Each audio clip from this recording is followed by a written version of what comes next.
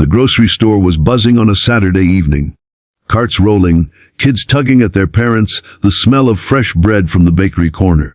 But in the middle of all that ordinary chaos, something extraordinary was about to unfold. David, a former Army veteran and now a single dad, was there with his 8-year-old daughter Emily. He'd promised her a special dinner, homemade spaghetti with garlic bread, her favorite. For David, life was about keeping small promises. He had lost so much during his years of service, but Emily was his anchor, his reason to keep moving forward. As they stood in line, Emily tugged at his sleeve and whispered, "Daddy, why are those men yelling?" David turned his head.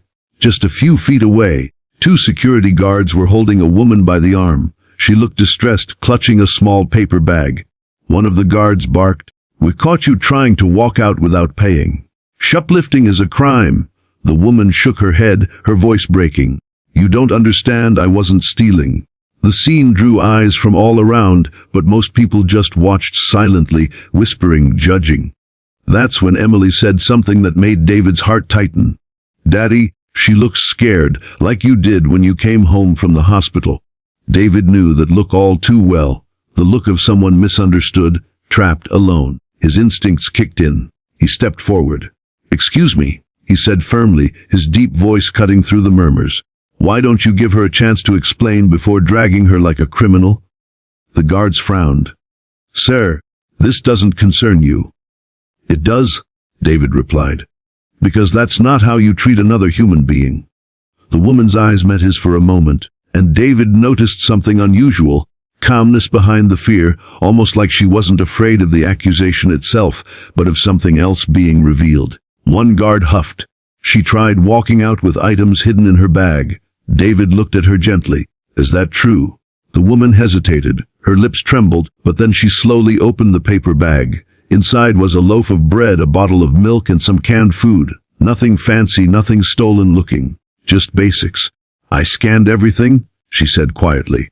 "The self-checkout froze on me. I went to tell someone, but before I could explain, they grabbed me." The crowd grew silent. Some people shifted uncomfortably. David knew the feeling, being judged before anyone heard your story. Then came the twist. One of the guards pulled out her wallet, probably hoping to find an ID. The moment he did, his face went pale. He read it silently, then looked at her with wide eyes. "Ma'am," he stammered, "you're Captain Reyes." The crowd gasped. "Captain? As in police?" The woman sighed, almost embarrassed. "Yes, I'm an off-duty police captain. But right now I'm just a woman who wanted to buy groceries after a 14-hour shift." A wave of shame spread through the room. People who had been whispering moments ago now looked down at their carts. David, however, just smiled. "Well, rank or no rank, nobody should have treated you like that." The guards apologized nervously, stumbling over their words. But the captain wasn't angry. Instead, she turned to David. "Most people would have just walked away. You stood up. Why?" David's answer was simple, but it carried the weight of his entire life. "Because I know what it's like when people see only the surface and not the person underneath. Everyone deserves the benefit of the doubt." For a moment, there was silence. Then Emily piped up with childlike honesty. "My dad always says, when you stand up for someone, you're standing up for yourself too." The captain knelt down, tears glistening in her eyes as she looked at Emily. "Your dad is a good man. You're lucky to have him." But David shook his head. "No, I'm the lucky one." He looked at his daughter, his voice soft. "She saved me when I thought I had nothing left." That night, as David and Emily walked out with their groceries, Captain Reyes stopped them at the door. She handed Emily a small police badge keychain. "Keep this," she said, "not just as a souvenir, but as a reminder that courage comes in many forms." Emily beamed. David nodded respectfully. And as they left, he realized something powerful. Kindness doesn't just protect strangers. It creates ripples, connecting hearts in ways you never expect. Because sometimes the bravest thing you can do isn't fighting a war, but standing up for someone when no one else will. It was just another Saturday evening at the grocery store. Carts rolling, kids laughing, the smell of fresh bread in the air.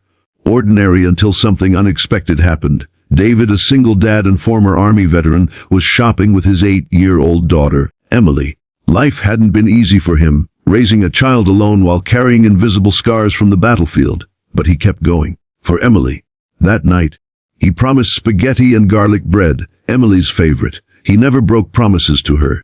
But as they waited in line, Emily tugged at his sleeve and whispered, "Daddy, why are those men yelling?"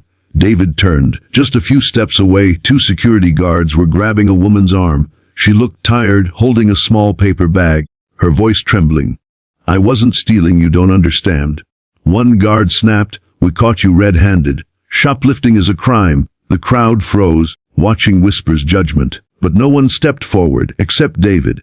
Emily's words echoed in his mind. "She looks scared like you did when you came home from the hospital." And David knew that look. He had worn it himself, misunderstood, alone, judged, so he stepped forward, his voice steady. "Excuse me. Why don't you give her a chance to explain before dragging her like a criminal?" The guards frowned. "Sir, this doesn't concern you." "It does," David said firmly. "Because that's not how you treat another human being." The woman looked at him, eyes full of both fear and calm. Something about her didn't quite add up. One guard held up her bag. She was hiding items. David asked gently, "Is that true?" Her lips trembled. Slowly she opened the bag. Inside, just bread, milk,